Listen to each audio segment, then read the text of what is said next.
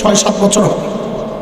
কুমিল্লা ক্যান্টনমেন্টে একটা মেয়েকে ধর্ষণ করে হত্যা করা হয়েছে কিনা মাশাআল্লাহ কর আগে দিয়ে কয়ালা বড় সাবাস। তনু ছিল হিজাবি। হিজাবি কি হিজাবি মানে ওরা কই ওর না, আমি কই তেনা, একটা পাতলা ফিনফিনের তেনা, এরকম চুলডিরে বাঁধাকপির মতো উপরে বাইন্দা দানাটারে সুন্দর করে পেঁচাইয়া মুখটারে সুন্দর করে গোল করে একটা সিফটিফিন লাগায়া এখন উনি রাবেয়া বসরিয়া।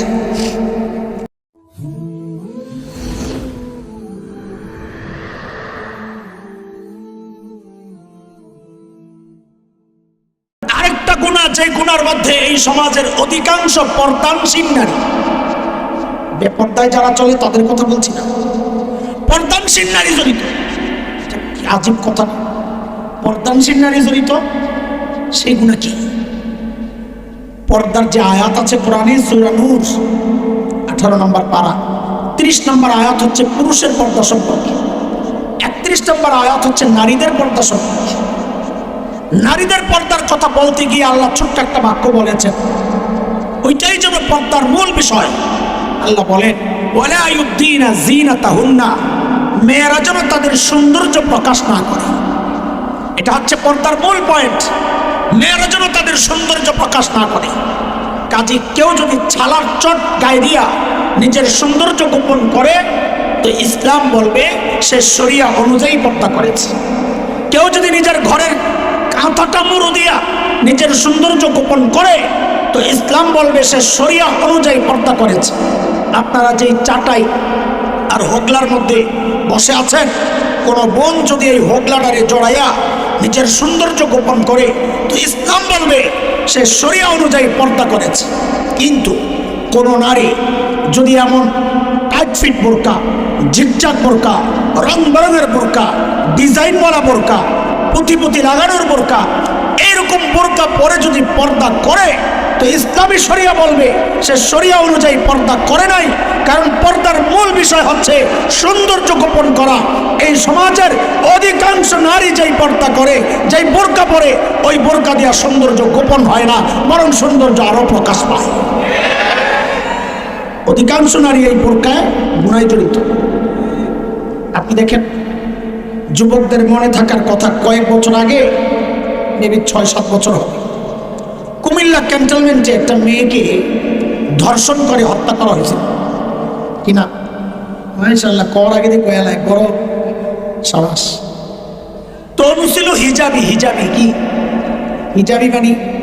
হিজাবি মানে ওরা কই ওর না, আমি কই তেনা, একটা পাতলা ফিনফিনের তেনা, এরকম চুলডিরে বাঁধাকপির মতো উপরে বাইন্দা দানাটারে সুন্দর করে পেঁচাইয়া মুখটারে সুন্দর করে গোল করে একটা সিফটিফিন লাগায়া এখন উনি রাবেয়া বসরিয়া। ওই তনু ছিল ওইরকম হিজাবি। তনু যখন ধর্ষণের পর হত্যার শিকার হইল, তাসলিমা নাসরিন সে তার ফেসবুকে একটা লেখা দিয়েছিল। মোল্লারা এখন কি বলবে? মোল্লারা তো বলে হিজাব নারীকে ধর্ষক ইফটিজিম থেকে বাঁচায়, সূরা আহজাবে আসছে যালিকা আদনা আইয়ুরাফনা ফালা ইউযাইন, তোমাকে কষ্ট দেওয়া হবে না যদি হিজাব ব্যবহার করো, কোরআনের কথা। তো তাসলিমা কয় মোল্লারা এখন কি বলবে? তনু তো ছিল হিজাবি, তারপরে ধর্ষণের শিকার কেন হইল? তা আমি 6-7 বছর আগের কথা, তখন ফেসবুক চালাইতাম একটু, তো এর ইনবক্সে যাইয়া একটা লেখা লিখছি, সেটা হইল তনু হিজাবি ছিল, কথা ঠিক, কিন্তু তনুর হিজাব ছিল তসলিমা মার্কা হিজাব, এটা ইসলামের হিজাব আসিল না। হায় আল্লাহ, এটা লেখার সাথে সাথে আমার ব্লক করে দিচ্ছে, টের পেয়ে গেছে, খবর আছে। মুহতারাম হাজরিন, এই সমাজের মেয়েরা, অধিকাংশ মেয়ে, আমার বন্ধু শুনলে কষ্ট পাবে, আমি মাফ চাই, আমাকে মাফ করে দিয়ে। পর্দাই যদি করতে হয় এমন বোরকা পরবো না যে বোরকা দিয়ে আমার সৌন্দর্য প্রকাশ পায়। এখনকার মেয়েরা যে বোরকা দিয়ে সৌন্দর্য প্রকাশ করে তার একটা ছোট্ট নমুনা শোনাই আপনাদেরকে। আমার বাসা তো 11 রোড, পাশে কাটাবন আছে, ওখানে কিছু বোরকার দোকান আছে। এক বোরকার দোকানের নাম ফ্যাশন হাউস। আমি তাকায় হাসতেছি, দেখো কারবার, বোরকার দোকানের নাম ফ্যাশন, বোরকার দোকানের নাম ফ্যাশন হাউস হয় কেন? আরে বোরকা তো ফ্যাশনকে ঢাকার জন্যে, অথচ ওরা বোরকারই নাম দিছে ফ্যাশন হাউস, মানে বোরকা বানাই আরো সৌন্দর্য প্রকাশ করার জন্য। বলেন আপনারা, এটা কি শরীয়তের পর্দা না পর্দার নামের প্রতারণা?